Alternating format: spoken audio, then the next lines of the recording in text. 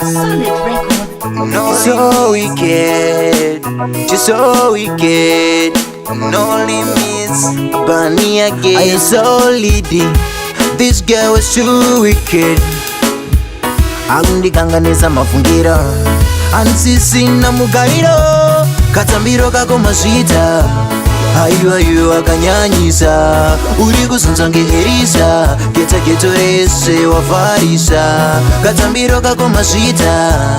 ayu akanyanyisa uri kuzunza ngeherisa geta geto rese wafarisa dai wakaramba uchirova movement ndaona vamwe vakamira mumapavement pauri ndopekapa ndangoisa judgment ndaluza control homwe sisina management chimpai mukana amboenda padance floor anyatsonozunza mazakwatira lolo ndambenge ndimhanyira kumba pandapa goslow plasmandamo vapenza fonka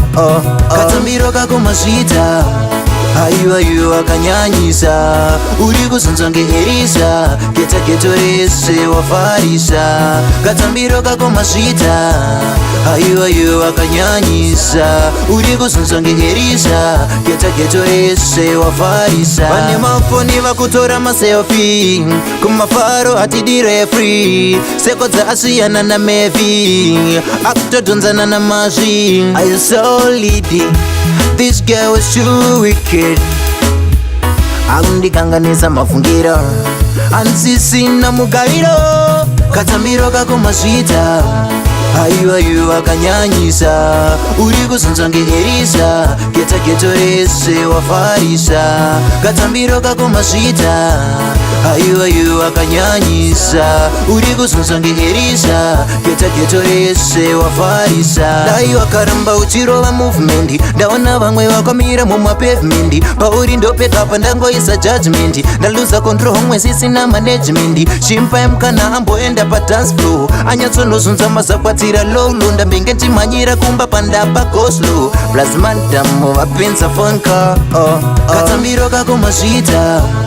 ayu akanyanyisa uri kuzunza ngeherisa geta geto rese wafarisa katambiro kako mazvita ayu akanyanyisa uri kuzunza ngeherisa geta geto rese wafarisa katambiro kako mazvita ayu akanyanyisa uri kuzunza ngeherisa geta geto rese wafarisa katambiro kako mazvita ayu akanyanyisa uri kuzunza ngeherisa geta geto rese wafarisa